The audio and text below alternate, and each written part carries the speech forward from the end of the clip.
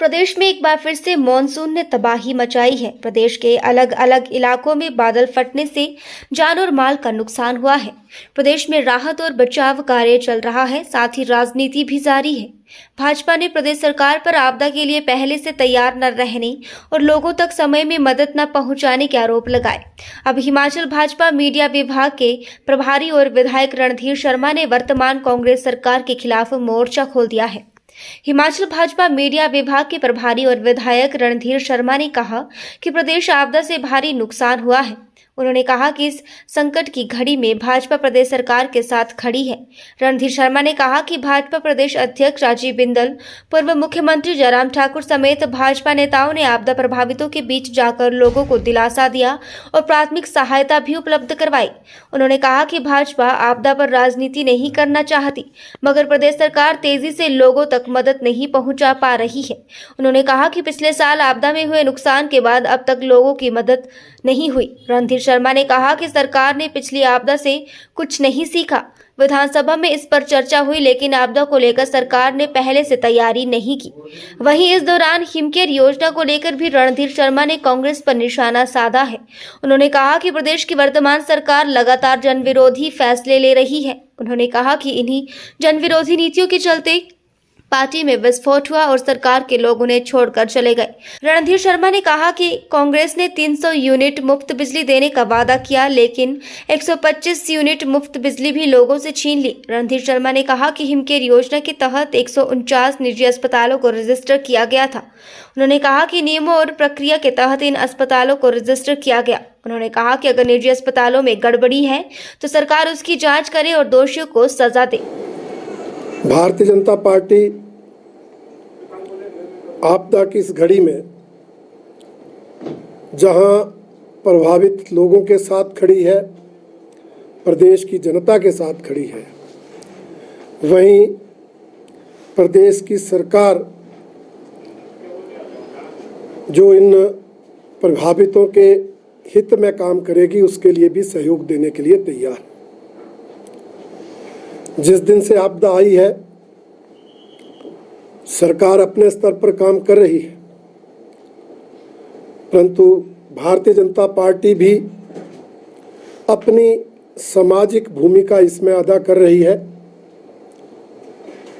हमारे नेताओं ने, चाहे वो पार्टी के प्रदेशाध्यक्ष डॉक्टर राजीव बिंदल हों, चाहे प्रदेश के पूर्व मुख्यमंत्री नेता प्रतिपक्ष श्री जयराम ठाकुर, मौके पर जाकर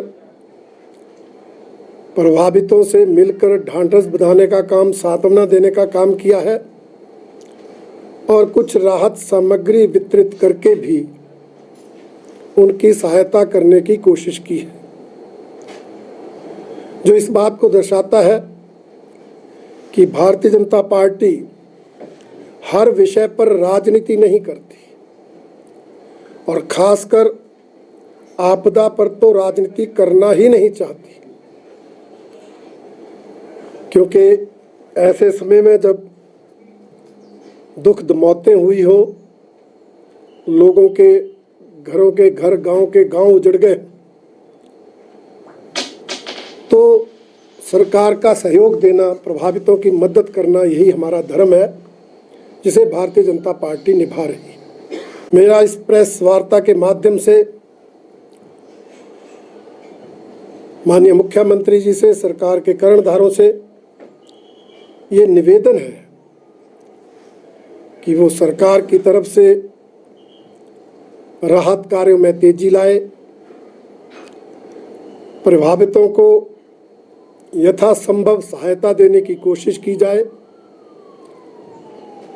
और बिना कोई बहाना लिए ईमानदारी के साथ इस आपदा से निपटने का मार्ग प्रशस्त करे। मैं इतना जरूर कहना चाहूँगा कि आपदा पिछले साल भी आई थी, पिछले साल भी प्रदेश का बहुत नुकसान और सैकड़ों लोगों की मौत ऐसी ही आपदा की घटनाओं में हुई थी। परंतु सरकार ने अभी तक उस आपदा से हुए नुकसान की भरपाई ही नहीं कर पाई थी जब तक ये दूसरी आपदा आ गई। मैं आज वो प्रश्न नहीं उठाना चाहता कि आपकी राहत राशि कितने प्रभावितों को पहुंची, कितनों को नहीं पहुंची, परंतु मैं इतना जरूर कहना चाहता हूं, अभी तक पिछली आपदा के भी ऐसे प्रभावित हैं जिनको जो राहत पैकेज आपने घोषित किया था उसका लाभ नहीं मिला है। ये निश्चित रूप से सरकार की विफलता है। और दूसरा, उस आपदा से सरकार ने कुछ सीखा नहीं। मैं ये मानता हूं आपदा किसी को बताकर नहीं आती, परंतु फिर भी सरकार का कर्तव्य है कि कोई घटना घटती है, कोई आपदा घटती है, तो उससे कोई सबक लिया जाए। पिछले साल बादल फटने की घटनाएं हुई, विधानसभा का सत्र हुआ, उसमें इस मुद्दे पर चर्चा हुई और हमने कहा था कि आपदा राहत देने के बाद प्रभावितों को मदद देने के साथ साथ आप सर्वदलीय बैठक के साथ साथ विशेषज्ञों की बैठक भी करें, क्योंकि विषय आया था विधानसभा में भी कि ग्लोबल वार्मिंग के कारण ग्लेशियर्स पिघल रहे हैं, इसलिए पिछले कुछ समय से बादल फटने की घटनाएं बढ़ रही हैं और आने वाले समय में इनमें बढ़ोतरी होगी। ये संभावना उस समय ही जता दी गई थी, परंतु सरकार ने एक साल में जो काम करना चाहिए था, ऐसे विशेषज्ञ, ऐसे एक्सपर्ट, चाहे वो प्रदेश के अंदर चाहे वो प्रदेश के बाहर, यहाँ तक कि अगर विदेश में भी कोई ऐसे एक्सपर्ट, तो उनसे सलाह लेना, उनसे बैठकर कोई योजना बनाना, इस दृष्टि से सरकार ने कोई प्रयास नहीं किया और ना ही सरकार ने कोई संभावित आपदा से निपटने की कोई तैयारी की। नॉर्मली बरसात आती है तो बरसात से पहले ही अनेक विभागों की बैठकें करके, अलग अलग संयुक्त रूप से बैठकें करके संभावित आपदा से निपटने की पूर्व तैयारी की जाती है, जिसको भी ये सरकार नहीं कर पाई। ये निश्चित रूप से इस सरकार की विफलता है। परंतु जैसे मैंने कहा, हम राजनीति नहीं करना चाहते, परंतु सरकार को ये कहना चाहते हैं कि इसमें अब देरी ना हो, प्रभावितों को राहत देने में, विकास कार्यों को हुए के नुकसान को दूर करने में और आगे और आपदा घटे उससे पहले उसकी तैयारी करने में, और कोई ऐसा एक्सपर्ट्स की मीटिंग करके कि आपदा घटे ही ना, उसमें हम क्या कर सकते हैं, या आपदा घटने का कोई पूर्वानुमान लग सकता है, कुछ ऐसे सब विषयों पर सरकार जरूर विचार करे। और इस दृष्टि से भारतीय जनता पार्टी सहयोग करने को तैयार है और केंद्र सरकार से भी इस दृष्टि से हर मदद, हर तरह का सहयोग कराने के लिए पूरी तरह से तैयार। दूसरा मुद्दा जो करण जी ने कहा है कि ये सरकार जब से सत्ता में आई है लगातार जन विरोधी निर्णय ले रही है और उन जन विरोधी निर्णयों के कारण ही सरकार के अंदर विस्फोट हुआ, उनके विधायक छोड़कर चले गए, इनकी जन विरोधी नीतियों के कारण इनके साथियों ने इनको छोड़ा। परंतु दुख का विषय यह है कि उसके बाद भी ये संभल नहीं रहे। लोकसभा चुनाव हुए, उपचुनाव हुए, उसके बाद फिर से एक के बाद एक जन विरोधी निर्णय लिए जा रहे हैं। गारंटी दी 300 यूनिट बिजली मुफ्त देंगे, और अब आकर 125 यूनिट बिजली, मुफ्त बिजली की सुविधा भी छीन ली। हिमकेयर योजना, प्राइवेट हॉस्पिटल्स में उसकी सुविधा का प्रावधान था, और ऐसा भी नहीं था कि हर प्राइवेट हॉस्पिटल में हिमकेयर योजना का फायदा मिलता था। प्राइवेट हॉस्पिटल्स बकायदा इस योजना के अंतर्गत रजिस्टर्ड किए जाते थे, एम्पैनल्ड किए जाते थे, और उसकी एक व्यवस्था थी। स्वास्थ्य विभाग के अधिकारी बकायदा इंस्पेक्शन करते हैं, उस हॉस्पिटल की सारी तहकीकात करने के बाद उनको रजिस्टर्ड किया जाता है, एम्पैनल किया जाता है। परंतु इस सरकार ने सत्ता में आने के बाद पहले तो उन हॉस्पिटल्स के पैसों की अदायगी नहीं की। जो उन्होंने इलाज किया था, जिसमें उनके पैसे ड्यू थे इस सरकार से, वो पैसे नहीं दिए। लगभग 300 करोड़ की देनदारी है।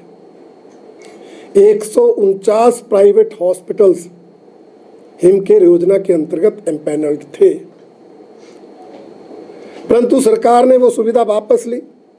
हमने उसका विरोध तुरंत किया, परंतु अब मुख्यमंत्री जी कह रहे हैं कि उन हॉस्पिटल्स में गड़बड़ी होती थी। अरे भाई, गड़बड़ी होती थी तो जांच करो, कोई दोषी है तो कार्रवाई करो। योजना बंद करना कोई सॉल्यूशन थोड़ी है। कोई हॉस्पिटल गड़बड़ी कर रहा है तो आप उस पर जांच कराओ,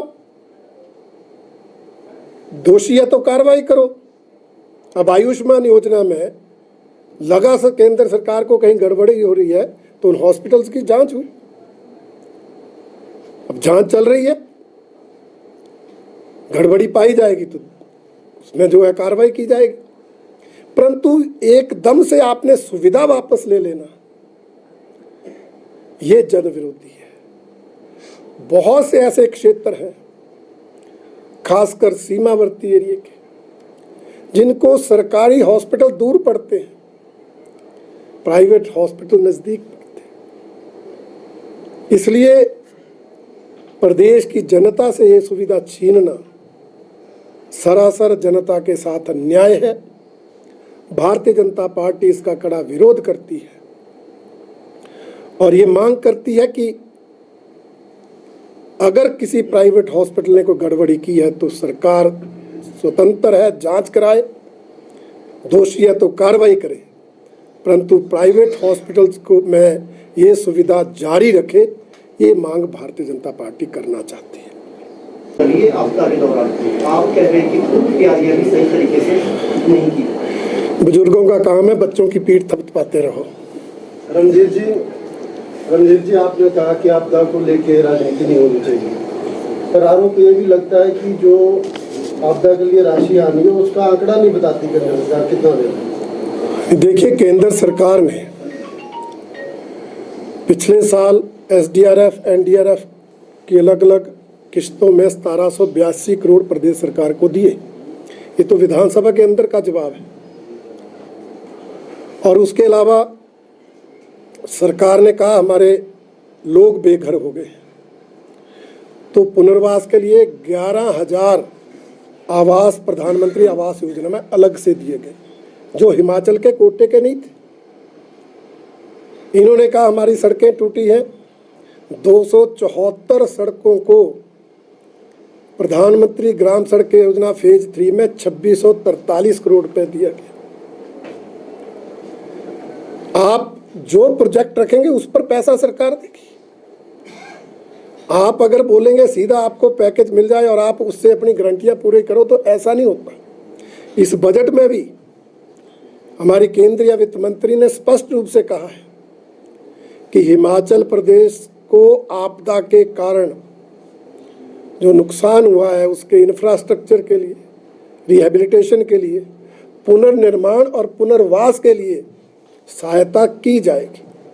अब वो सहायता लेना तो प्रदेश सरकार का काम है। वो प्रोजेक्ट भेजे, DPRs भेजे, हर तरह की सहायता केंद्र सरकार देने के लिए तैयार है। ये बजट के अंदर का आश्वासन है। रणधीर जी, अक्सर ये देखा जाता है नदी नालों के आसपास जिस तरह से प्लान हो रहा है, जिस तरह से लोग वहाँ रह रहे हैं और जिस तरह से डंपिंग वगैरह हो रही है, तो उसके चलते लगता है आपको कि कोई सख्त पॉलिसी बनाने की जरूरत है ताकि इस तरह के। बिल्कुल सख्त कार्रवाई करने की ज़रूरत है, सख्त योजना बनाने की ज़रूरत है।